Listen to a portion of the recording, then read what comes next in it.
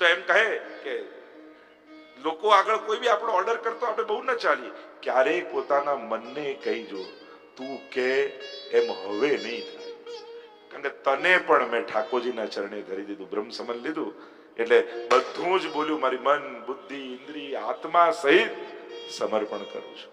એટલે એમ કર, તારે જે કેવું હોય તારું માનીશ, પણ ઠાકોરજીને પૂછીને આવો, એમની આજ્ઞા લઈને આવો ને એ જે કે એ વાત મને કર, તો હવે થશે. એમ ક્યારેક મનને આવું કહેશો ને તો તમે મનના ગુલામ નહીં રહો, મન તમારું ગુલામ થઈ જશે.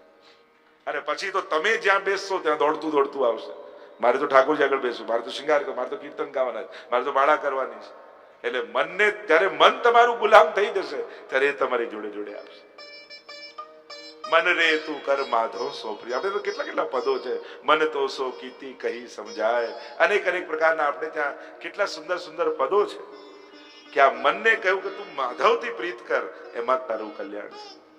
તો આ જયારે ઇન્દ્ર કોપાયમાન થયા અને સંવર્તક નામના મેઘોને આજ્ઞા કરી કે આખા બ્રજને ડુબાડી દો, પણ જેને સર્વ સમર્થનો આશ્રય કર્યો હોય એને કોણ શ્રમ આપી શકવાનું, એનું કોણ બગાડી શકવાનું? પ્રભુ સર્વ સમર્થો હિ તતો નિશ્ચિતતા બ્રજે. અસમર્થનો આશ્રય હંમેશા ચિંતા આપે, સમર્થનો આશ્રય એ નિશ્ચિંત બનાવે. અને આ જગતમાં પ્રભુ જ સર્વ સમર્થ છે. જ્યારે ગભરાયા બ્રજવાસીઓ બ્રજ ડૂબવા લાગ્યું, પ્રભુના શરણે આવ્યા છે, પ્રભુ રક્ષા કરે. કારણ કે જીવ ક્યાં જાય? જો સંકટના સમયે આપણે એમ કહીએ કે શ્રમ નહીં આપો, પણ ભક્તો જાય પણ ક્યાં? આપણે જ્યાં તો ગીતાજીમાં પણ 4 પ્રકારના ભક્ત કહે ને, આર્તો જિજ્ઞાસુ અર્થાર્થી ચ જ્ઞાની ભરતર્ષભ. આપણે તો જો ભાવાત્મક જ અર્થ કરવા હોય, બધા રાસ પરક ને દશમ સ્કંદ પરક બધા અર્થો કરવા હોય, તો આર્ત ભક્ત કોણ છે? તો કે જે વિરહ કરે છે, પ્રભુને મળવાનો આર્ત. જિજ્ઞાસુ ભક્ત કોણ છે? જે ગોપીઓ રાસમાં પ્રભુ અંતર ધ્યાન થયા ને ત્યારે શોધતી છે ને પ્રભુને પુકારતી હતી, આર્ત ભક્ત. પછી અશોક તુલસી બધા વૃક્ષોને પૂછે પ્રભુને જોયા છે, ક્યાં ગયા મારા? એ જિજ્ઞાસુ. પ્રભુને મેળવવાની આકાંક્ષા માટે પુકારતી એ ગોપી ગીત ગાતી ગોપીઓ, એ અર્થાર્થી ભક્ત. અને જ્ઞાની કોણ છે? કે જ્યારે ઠાકોરજી રાસમાં પ્રગટ થયા અને પ્રભુનો પાલવ પકડ્યો, પિતાંબર પકડ્યું ચરણોમાં, અને ત્યારે પ્રભુને જે પ્રશ્નો કરે છે એ જ જ્ઞાની ભક્ત છે. તો આપણે તો આર્તો જિજ્ઞાસુ અર્થાર્થી જ જ્ઞાની. ગીતાજીમાં ભલે કહ્યું ગીતાજીના જ અર્થો તમે રાસ પરક કરો, ગોપી પરક કરો, તો બધા અર્થો એ પણ થઈ શકે. યો મામ પશ્યતિ સર્વત્ર સર્વમ ચ મયિ પશ્યતિ તસ્યાહમ ન પ્રણશ્યામિ સચમેન પ્રણશ્યતિ. ગીતાજીમાં કહ્યું છે બધામાં મને જુએ છે, અને જે મારામાં બધું જુએ છે એનો ક્યારેય નાશ થતો નથી. તો આ તો ગોપીઓ જ છે. યો મામ પશ્યતિ સર્વત્ર. જ્યારે વિરહ અવસ્થામાં ગોપી હોય ને ત્યારે કણ કણમાં કૃષ્ણ દેખાય. जित देखूं तित श्याम मई है, श्याम यमुना श्याम गोवर्धन और श्याम गगन गन घटा છે. એના વર્ણાગી રૂપ મારી આંખે અંજાય, જ્યાં જોઉં ત્યાં મને શ્રીજી દેખાય. પછી તો જ્યાં જ્યાં જુઓ તો આ વિરહ અવસ્થા, યુમામ પશ્યતિ સર્વ, અને સર્વમ ચ મયિ પશ્યતિ, મારામાં બધું. સંયોગ અવસ્થા હોય, ઠાકોરજી સામે ઉભા હોય તો કે મારી તો આખી દુનિયા ઠાકોરજી છે, મારું તો બધું પ્રભુ છે. પછી તો પ્રભુની ભીતર જ વિશ્વ દેખાય, પછી તો બધું ઠાકોરજીમાં. યશોદાજી કે હા લાલન મુખ ખોલ, અને ઠાકોરજી મુખ ખોલે અને સમગ્ર બ્રહ્માંડના વિશ્વના દર્શન પ્રભુની અંદર થાય. તો આ સંયોગ અવસ્થામાં ભગવાનમાં બધું, અને વિપ્રયોગ અવસ્થામાં બધે ભગવાન. એમ ઘણા બધા અર્થો આપણે જો ગીતાજીના બધા જ અર્થો, એ રીતે વેદના અર્થો પણ કૃષ્ણ પરક થાય. વેદની આ બધી રચા ત્રયંબકમ યજામહે સુગંધિમ પુષ્ટિવર્ધન, આખું જે ત્રયંબકમ, આખા કૃષ્ણ પરક બધા અર્થો કર્યા છે વેદના. ત્રિઅંબકમ, આપણે ત્રિનેત્ર મહાદેવજીનો મંત્ર માની, પણ કૃષ્ણ જેની 3 માં છે, એક યશોદાજી, બીજા દેવકીજી, ત્રીજા રોહિણીજી. ત્રયંબકમ યજામહે, એની યજન કરો, એની સેવા કરો. તો એને ઘણા બધા શ્રુતિ આખા એના ગ્રંથો છે. પુષ્ટિ માર્ગનું તો સાહિત્ય એટલું સમૃદ્ધ છે. આપણા આચાર્યોએ એવા અદ્ભુત અર્થો શાસ્ત્રોના કર્યા છે, શાસ્ત્ર પરક અર્થ કર્યા છે. એ વેદ હોય, પુરાણ હોય, સંહિતા હોય, સૂત્ર હોય, આ બધાના કૃષ્ણ પરક અર્થો થયા છે. તો અહીંયા જયારે વર્ષા થવા લાગી, બ્રજ ડૂબવા લાગ્યું, ઠાકોરજીના શરણે આવ્યા છે. ઠાકોરજીએ કહ્યું કે આપણે જેનો યજ્ઞ કર્યો એ ગોવર્ધન આપણી રક્ષા કરશે. અને બધા જ બ્રજવાસીઓને લઈ ગિરાજજીની તરેટીમાં અને ગિરાજજીની કંદરામાં પ્રવેશ કરી ઠાકોરજીએ એમ તો આપણે પુષ્ટિમાની ભાવના કે જમણા હાથથી લઈ અને ડાબા હાથની ભુજાની કનિષ્ઠા ઉપર શ્રી ગિરિરાજજીને ધારણ કર્યા. બોલો ગોવર્ધન નાથ કી જય, ગોકુલ નાથ કી જય. પુષ્ટિમાર્ગી એવી ભાવના બતાવી, એમ તો વામ ભુજાની કનિષ્ઠા ઉપર, પણ તમે ગોકુલનાથજીનું સ્વરૂપ ગોકુલમાં જે બિરાજે છે ચતુર્થ લાલજીના માથે, એ ગોકુલનાથજીના સ્વરૂપમાં જોશો તો જમણા હાથથી ઠાકોરજી ગિરિરાજજીને ધારણ કરે છે. તો આપણને ચતુર્ભુજ સ્વરૂપ છે ત્યારે આપણને આશ્ચર્ય થાય કે જમણા હાથથી કઈ રીતે. તો એવો ભાવ પુષ્ટિ માર્ગમાં બતાવ્યો છે ને. એની પણ ઘણી ભાવનાઓ છે. સ્વરૂપની ભાવનાઓમાં વિવિધ પ્રકારની ભાવનાઓ આવે છે. તો વામ ભુજાની કરી તેમ ગોવર્ધનનાથ, આપણે ત્યાં શ્રીનાથજીના જે નામ છે એમાં મુખ્ય નામ શ્રી શ્રીનાથજીનું છે, તો શોર્ટ આપણે શ્રીનાથજી કહીએ, પણ શ્રી ગોવર્ધનનાથજી, જેમણે ગોનું વર્ધન, ગિરિરાજ બાબાનું વર્ધન ગિરિરાજજીને ધારણ કર્યા છે, એ ગોવર્ધનનાથ છે. અને એ ગિરિરાજ બાબા ગોવર્ધનનાથજીના સ્વરૂપને ધારણ કર્યું, ચતુર્ભુજ રૂપ ધારણ કર્યું, અને એટલે ઠાકોરજી બન્યા મમ પ્રભુ શ્રી ગિરિરાજધારી. આપણે મંગલાચરણ બોલીએ આ અલ્પમાં આ ગિરિરાજધારીના સ્વરૂપનું દર્શન કરીએ. શ્રી મહાપ્રભુજીએ આ સ્વરૂપને જોઈ ગિરિરાજધાર્યાષ્ટકની રચના કરી. આપણે ત્યાં અનેક પ્રકારના અષ્ટકો છે, એમાં એક વિશેષ અષ્ટક આ ગિરિરાજધાર્યાષ્ટકમ છે. એટલે કે ગિરિરાજધાર્ય, જે ગિરિરાજધારી બન્યા એની સ્તુતિ કરી છે કે આ કોણ છે ગિરિરાજધારી. જો પ્રભુ ત્રણ વસ્તુને વિશેષ રૂપે ધારણ કરે ત્યારે ઠાકોરજીની મહત્તા હોય એના કરતા વધી જાય. સૌથી પહેલા પ્રભુ કેવા છે તો કે વેણુધારી. બરહા પીડમ નટવર વપુઃ કર્ણયો કર્ણિકારમ બિભ્રદ્વાંસ કનક કપીશમ વૈજયંતીમ ચ માલામ. અને ત્યાં રંદ્રાન વેણો રધર યુગલ ગીતમાં આપણે ગાઈએ છીએ પહેલો શ્લોક, વામ બાહુ વામ કપોલ. કપોલ એટલે ગાલ, બાહુ ડાબા ખભા પર ડાબો ગાલ ઝુકાવી અધરાર્પિત વેણુ કોમલાંગુર ભિરાશ્રિત માર્ગ. અને કોમળ આંગુળીઓ વડે એ છિદ્રોને ભરતા પ્રભુ વેણુના નાદ કરે છે. જો પ્રભુ વેણુનાથની તો મહાપ્રભુજીએ ખૂબ ખૂબ ચર્ચાઓ કરી છે. આ કેવલ કોઈ નાદ જ નથી, આ તો રસદાનની પ્રક્રિયા છે. 5 પ્રકારથી પ્રભુ વેણુનાદ કરે છે. સામે જોઈ, નીચે જોઈ, જમણી બાજુ જોઈ, ડાબી બાજુ જોઈ, ઉપર જોઈ, અને જે તરફ દ્રષ્ટિ હોય એના પરથી ખબર પડે કે આ વગાડ્યું છે કોના માટે. નીચે જુએ તો અચેતન સૃષ્ટિ માટે, ઉપર જુએ તો દેવાંગનાઓ માટે, જમણી બાજુ જુએ તો સખાઓ માટે, ડાબી બાજુ ગોપીજનો માટે. એમ જુદા જુદા અનેક ભાવોની ચર્ચા યુગલ ગીતમાં મહાપ્રભુજી અદ્ભુત રીતે કરી છે કે આ વેણુનાદ દ્વારા 3 પ્રકારની સુધા ઠાકોરજી વહાવે છે: દેવ ભોગ્યા, ભગવદ ભોગ્યા અને સર્વા ભોગ્યા. અને અદ્ભુત એ સુધાનું જે ચર્ચાઓ કરવામાં આવી છે કે જે ઠાકોરજી વેણુનાદ કરે અને એનું નાદ ગોપીઓના કર્ણમાં પડે અને એ લીલાના સુધા અને એ સુધાના રસપાન કરી ગોપીઓ ગાય આ યુગલ ગીત આદિ, અને ફરી એ કાનમાં જાય અને પછી રસ હૃદયારૂઢ થાય એવું આખું એક પ્રક્રિયા સુધા સ્થાપનની મહાપ્રભુજી અદ્ભુત રીતે બતાવી છે. તો ત્યાં વેણુધારી એટલે ઠાકોરજી સૌથી પહેલા પ્રસિદ્ધ. તમે બીજું કાંઈ ન કરો, ખાલી વેણુનું, ગાયનું અને મોરપીંછ આટલું જ દોરો ને તોય બધા આવીને કહી જાય કે આ કૃષ્ણનું ચિત્ર છે. ભલે ઠાકોરજી ચિત્ર્યાય ન હોય, દોર્યાય ન હોય, પણ આ 3 વસ્તુ હોય. એમ તો કહીએ કે 3 વગર કૃષ્ણ અધૂરો છે. હાથમાં વેણું, બાજુમાં ધેનું અને ચરણમાં રેણું. આ 3 ન હોય તો કૃષ્ણ અધૂરો લાગે. તો મમ પ્રભુ વેણુધારી. બીજા છે ચક્રધારી. ઠાકોરજી સુદર્શન ચક્રને ધારણ કરે છે અને એની પણ અનેક અનેક પ્રસંગો મહાભારત આદિની લીલામાં, આદિ ભાગવતજીની આ બધી લીલાઓમાં તો. અને ચક્રધારી પરમાત્મા એની પણ ઘણી બધી ચક્રધર, બરોબર, પદ્મ ધર્યો જનતાપ નિવારણ. આપણે ત્યાં તો પદ સાહિત્યમાં પણ આ 4 આયુધ ભક્તોની રક્ષા માટે ઠાકોરજી ધારણ કરે છે. એમ તો એને આપણને થાય કે આપણે તો વ્રજેશને ભજીએ છીએ, તો પછી આ 4 આયુધોનું વ્રજમાં શું કામ? કારણ કે આપણે આપણા સ્વરૂપ જો પુષ્ટિ પુરુષોત્તમ કહીએ છીએ. મથુરાધીશ જુઓ, 4 આયુધ છે કે નહીં? દ્વારિકાધીશ જુઓ, 4 આયુધ છે કે નહીં? કલ્યાણરાયજી જુઓ. તમે એમ જોવા જાઓ તો આ બધા અમુક સ્વરૂપોમાં આયુધો. આપણને આ બધા રાસના સ્વરૂપો, તો આ રાસના સ્વરૂપમાં ભગવાનને હથિયારો લઈને ફરવાની શું જરૂર છે? આયુધ એટલે હથિયાર ને. આ રાસમાં કયા યુદ્ધ કરવા જેવું છે? તો ભાવ એ બતાવ્યો કે એ નારાયણના હાથમાં હોય તો આયુધ છે, અહીંયા આયુધ નથી. આ તો રસદાન માટેના સાધનો છે. તો અહીંયા સુદર્શન શું છે? તો કે સ્વામીજીનું કંકણ છે ને એ જ ઠાકોરજી ફેરવી રહ્યા છે, એ જ સુદર્શન છે જેમણે લીધું છે ને હવે ધરાવવાના છે. અચ્છા, ચક્ર ગદા શું છે? તો કે સ્વામીજીની બાહુ છે. કમળ શું? તો કે સ્વામીજીનું મુખ છે. શંખ શું છે? સ્વામીજીની ગ્રીવા છે. તો આપણે ત્યાં તો આ આયુધના આવા ભાવાત્મક અર્થો કરવામાં આવે છે. નહીં તો એમ થાય કે પુષ્ટિ પુરુષોત્તમ નિકુંજ નાયક કહીએ તો આ નિકુંજ નાયકના બધા હથિયારો લઈને ફરવાની શું જરૂર છે? તો કે પુષ્ટિ પુરુષોત્તમને દેખાતા આયુધો નથી. આ તો રાસના બધા માધ્યમો અને સાધનો છે, એના પણ સુંદર ભાવો આપણે ત્યાં બતાવવામાં આવ્યા છે. તો ચક્રધારી છે, ભક્તોની રક્ષા માટે ઠાકોરજી ધારણ કરે છે. તો ચક્ર ધર્યો ભક્ત રક્ષા કે કારણ, ભક્તોની રક્ષા માટે. એટલે જ સુદર્શન જે બિરાજમાન છે એનું નામ જ છે સુદર્શન. અરે જેનો વધ કરે ને એને કાળનું દર્શન ન થાય તો શ્રીજીનું જ દર્શન. કે એનું મૃત્યુ પણ મુક્તિનું કારણ બની ગયું. જો ભગવાન ક્યારે કોઈને મારીને નરકમાં નાખ્યું એવી કોઈ કથા સાંભળી?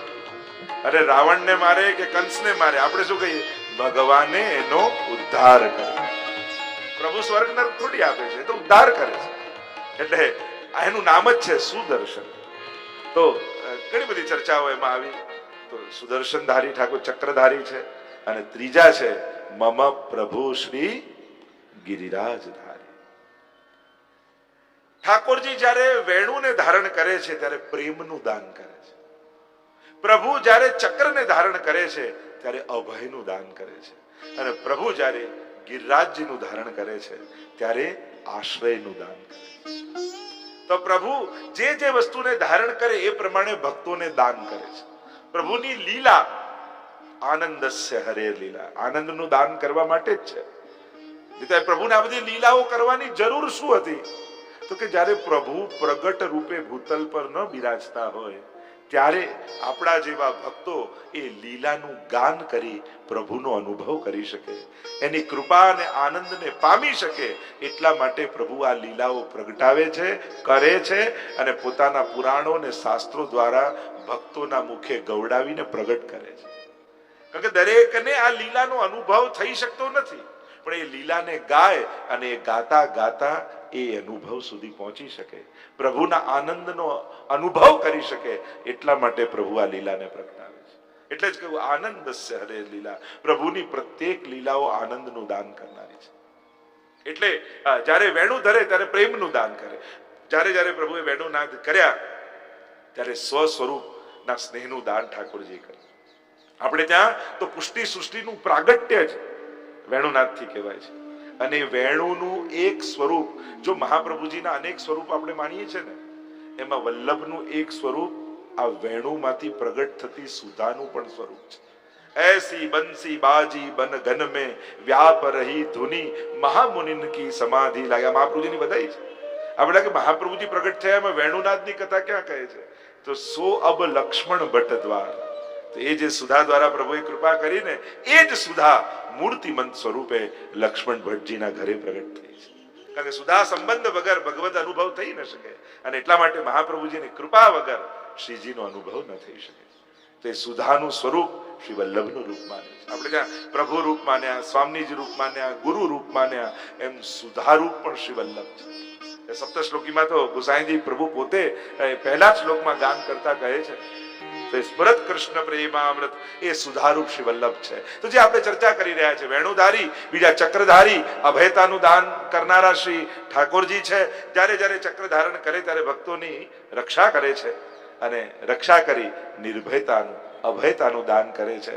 અને ત્રીજું, જ્યારે ગિરિરાજ બાવાને ધારણ કરે છે, ઠાકોરજીએ 7 દિવસ સુધી 7 દિવસ ગિરિવર કર ધાર્યો અને વાસ્તવ વૃષ્ટિ નિવારી. 7 દિવસ ગિરિરાજીને ધારણ કર્યા અને ત્યાં મહાપ્રભુજીએ સમજાવ્યું 7 પ્રકારના અન્યાશ્રયો વ્રજવાસીને હતા, અને 7 પ્રકારના અન્યાશ્રયો ઠાકોરજીએ એક દિવસમાં દૂર કર્યા. ચતુર્ભુજ રૂપ ધારણ કરી વેણુનાદ કર્યા, અને વેણુનાદ કરી અને દેહાનુસંધાનની વિસ્મૃતિ કરાવી દીધી, અને 7 દિવસ ધારણ કરી 7 પ્રકારના અન્યાશ્રય મહાપ્રભુજી સમજાવે. પહેલો અન્યાશ્રય વ્રજવાસીઓને હતો દેવ, બીજો ઋષિ, પિતૃ, આત્મા, પૌત્રાદિક કુટુંબ, વૈદિક કર્મો, પારલૌકિક કર્મો. આમ 7 પ્રકારના અન્યાશ્રયો હતા. ઠાકોરજી છે ને પોતાના આશ્રયમાં લઈ અને સર્વ પ્રકારના અન્યાશ્રયોમાંથી છોડાવે છે. કારણ કે જ્યાં સુધી પ્રભુ સિવાય કોઈના આશ્રયનો આગ્રહ રાખશો ને ત્યાં સુધી, જ્યાં સુધી અનન્ય આશ્રય સિદ્ધ નહીં થાય. કારણ કે પ્રભુનું એ ગીતાજીમાં સ્પષ્ટ વચન છે, અનન્યાસ ચિંતયંતો મામ યે જનઃ પર્યુપાસતે તેષામ નિત્યાભિયુક્તાનામ યોગક્ષેમમ મહામ્યહમ.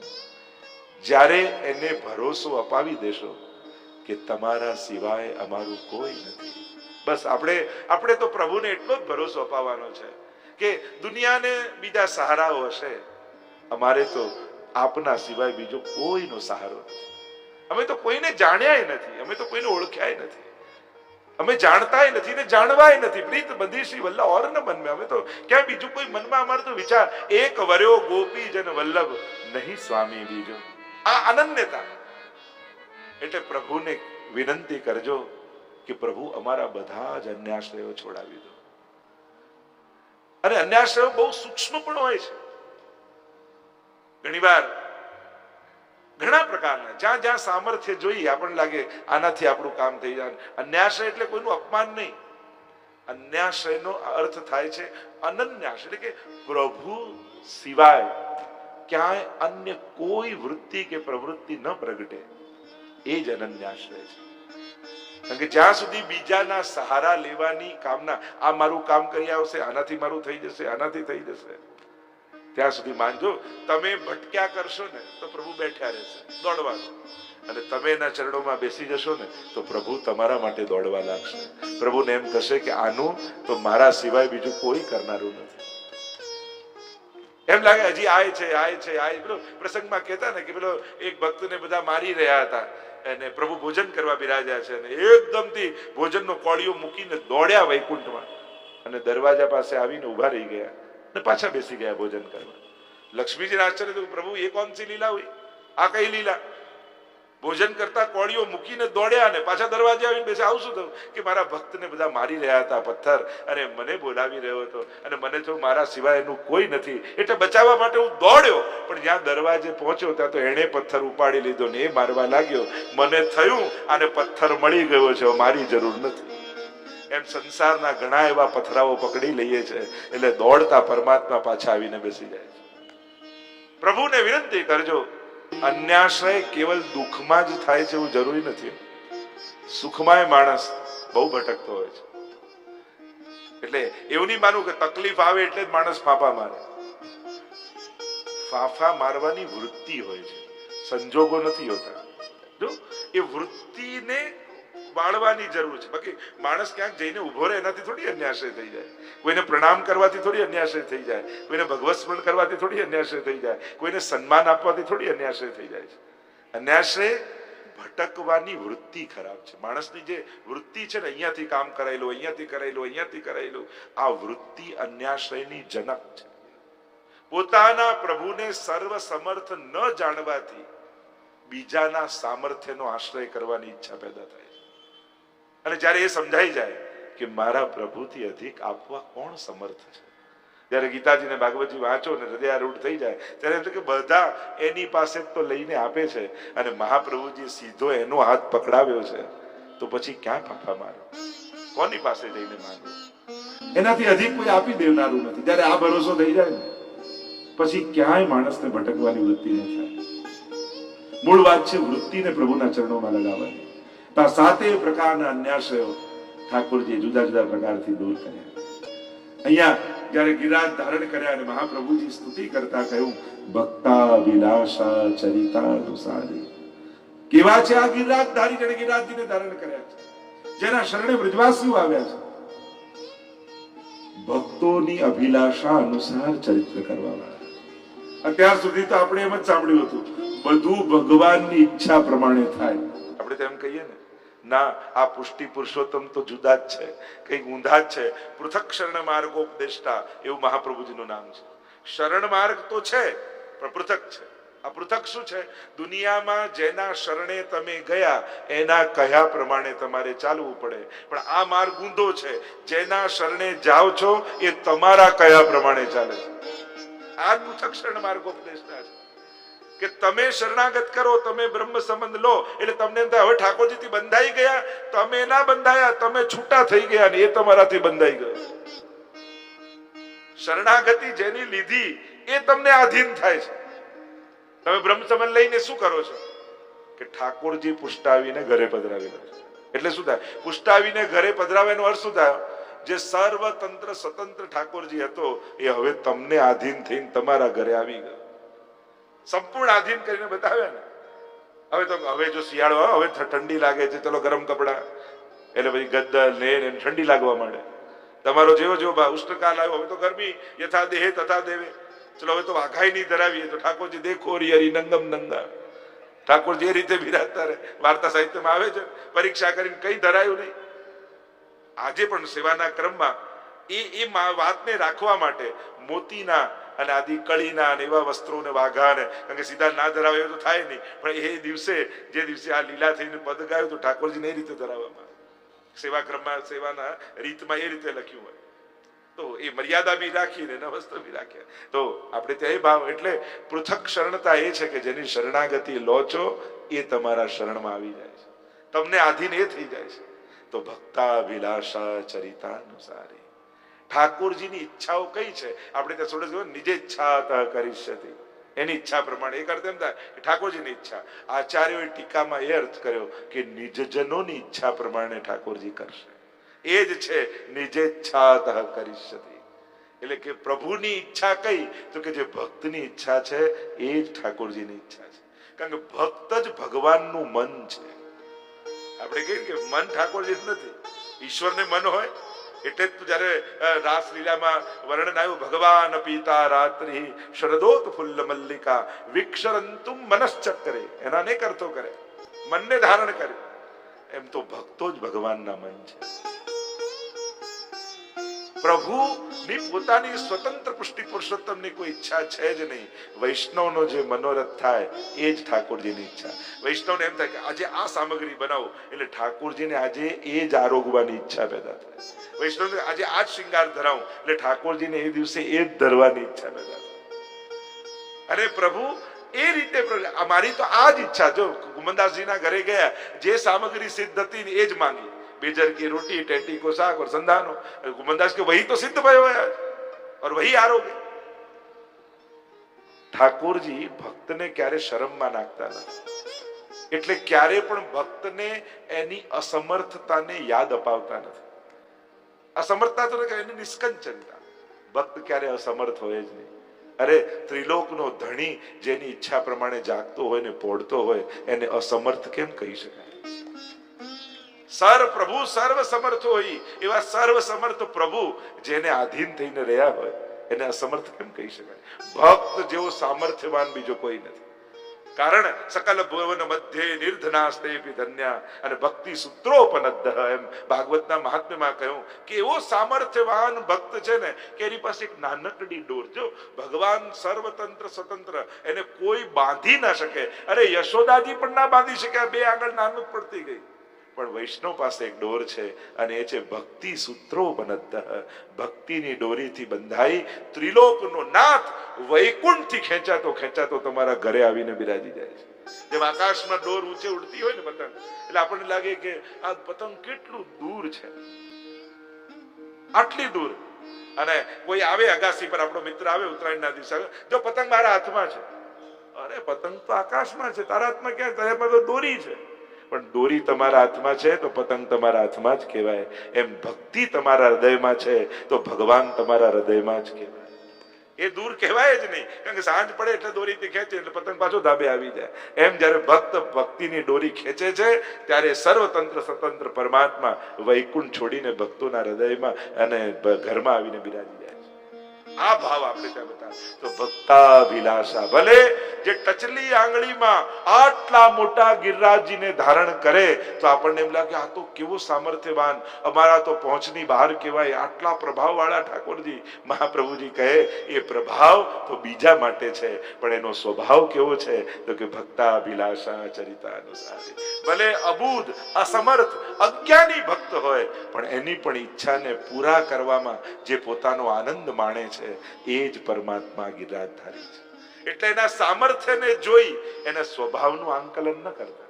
ઘણીવાર બહુ મોટા પદ પર બેઠો હોય ને આપણને એમ થાય કે આ બહુ આમ કઠિન સ્વભાવ, કઠોર સ્વભાવ વાળો હશે, કારણ કે આટલા મોટા પદ ઉપર હોય એને તો કેવો અહંકાર હોય. પણ આ ભગવાન કચલી આંગળીમાં ગિરિરાજજીને ધાર, અને ગિરિરાજ બાબા પણ ભગવદી એટલે કહ્યું એ ભાર થોડી છે, માનો ગોવર્ધન નૃત્ય કરે. કીર્તન સાહિત્યમાં શું આવ્યું કે ગિરિરાજજી તો ઠાકોરજીની આંગળીમાં નાચી રહ્યા છે કે કેવા કૃપાળુ પ્રભુ છે, કે મારા જેવા સાધારણ હરિદાસ, હરિનો દાસ છું, પણ એને પણ પોતાના હાથમાં ઊંચો કરી આ દુનિયાને બતાવી રહ્યા છે કે જો આના આશ્રયમાં આવશો તો મારી શરણાગતિ તમને પ્રાપ્ત થશે.